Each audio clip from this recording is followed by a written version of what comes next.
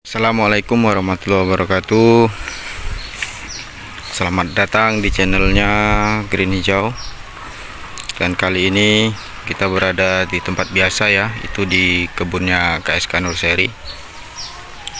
Buat teman-teman, semoga dalam keadaan sehat walafiat dan dimudahkan rezekinya oleh Allah. Sekarang kali ini kita akan membahas hal-hal yang perlu kita perhatikan dalam budidaya jambu kristal.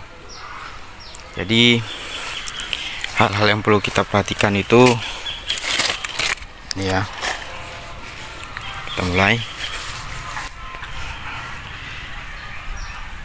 Hal-hal yang perlu kita perhatikan itu ada banyak hal dalam budidaya jambu kristal untuk menghasilkan yang maksimal. Nah, ini ada satu tanaman. Kalau di pohonnya masih kecil ya, masih pendek. Kemudian ini saya cangkok, terus apa namanya, ini sudah buah ketiga ya. Jadi pohon itu kecil ya. Ini kita lihat dari jauh. Nah, ini penampakan dari jauh, pohonnya itu kecil ya. Ini udah buah ketiga, ini bunga ketiga ya. Nah, jadi banyak hal yang perlu kita perhatikan. Yang pertama itu tentunya di hal pemupukan. Yang pertama itu dalam hal pemupukan. Kedua, kebersihan yang ada di bawah tanaman atau bahasanya piringan tanaman ya, biar tidak terjadi saat persaingan gulma untuk unsur haranya. Kemudian untuk sirkulasi cahaya dan juga sirkulasi udara. Jadi itu perlu diperhatikan. Yang kedua itu pemupukan. Pemupukan itu perlu diperhatikan karena sumber nutrisi tanaman itu dari pemupukan. Bisa pemupukan organik dan juga non organik. Pada dasarnya pemupukan. Kemudian pengendalian OPT, organisme pengganggu tanaman. Tapi ini ya tidak ada ya organisme, cuman hanya semut ya. Semut mungkin bisa kita kategorikan yaitu hama, HPT, hama penyakit tanaman. Nah, untuk jambu ini itu tidak ada terkendala dengan penyakit tanaman, dan hanya ada hama. Contohnya ulat. Ini ulat, contohnya ulat. Kebetulan ada nih di dekat tangan saya, tapi ulatnya ini tinggal telur-telurnya. Mungkin ulatnya sudah dimakan burung ya, atau sudah meninggoy. Nah, ini bekasnya ulat ya. Kemudian semutnya banyak ini. Kemudian itu ada namanya kutu kebul. Ini mana ya? Kutu kebul. Nah, ini enggak ada ya. Kutu kebul.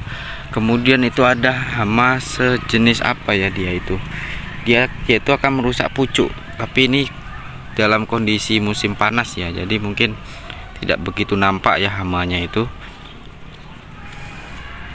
Tidak begitu nampak. Nah, untuk pemupukan sendiri itu ada dua jenis. Untuk masa pertumbuhan dan masa pembuahan. Ya, teman-teman ya. Jadi kita perlu dua itu. Jika nanti sudah akan waktunya untuk berbuah, kita maksimalkan pupuk buah atau pupuk generatif. Nah, jadi tanaman ini, jambu kristal ini, dia buahnya terus ya. Ketika habis dia akan muncul bunga lagi, habis akan muncul bunga lagi. Nah, itu tergantung dari kita bagaimana perawatannya. Nah, nanti itu ada kendalanya seperti bunganya rontok ataupun dimakan hama ya, ataupun busuk. Nah, itu perlu kita perhatikan. Jadi banyak hal yang perlu kita perhatikan dalam budidaya tanaman ini. Nah, jadi ini ada pencakokan yang saya lakukan. Itu tujuan saya itu adalah untuk mengurangi tunas. Dalam artian begini, jambu ini itu muncul bunga atau calon buah atau buah itu di tunas baru. Jadi daripada saya potong, saya buang sayang, jadi saya cangkok. Jadi setelah dicangkok dia akan memuncul tunas baru. Seperti ini contohnya. Nih.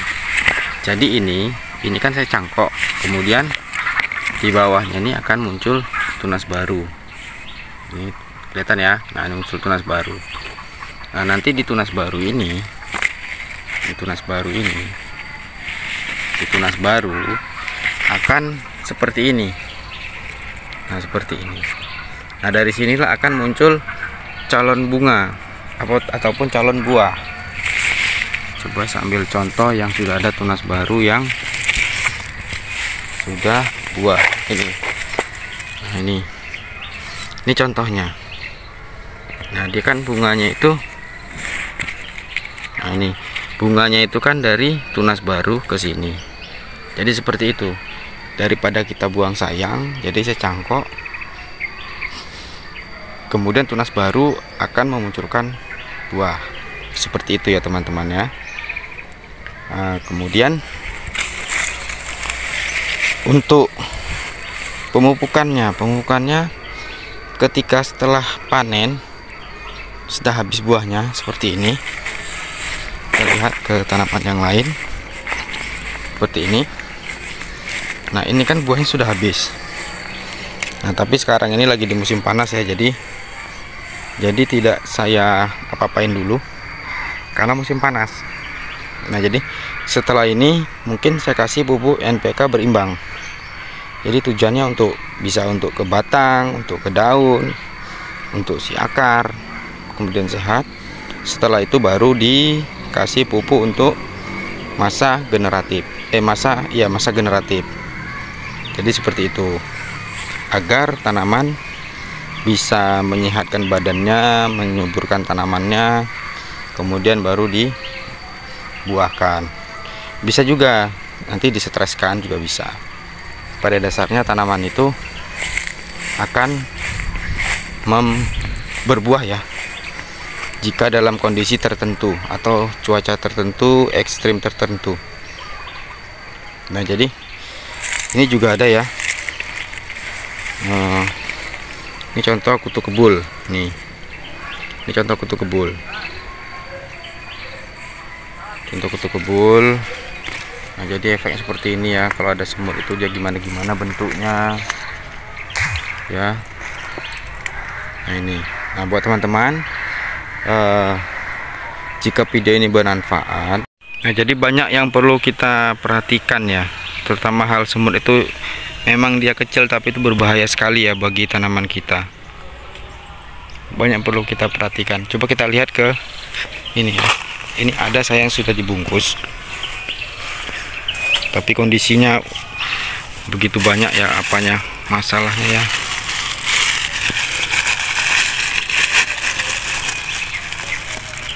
Ini kita buka dulu. Nah, ini jadi seperti ini penampakannya tuh. Bahkan semut yang gede-gede pun ada tuh. Jadi bersarang di sini. Ini semut apa ini? Saya juga pun ngeri. Nah, jadi begini penampakannya. Silau ya. Nah, kita ambil dari sana nggak kelihatan. Jadi seperti ini semut.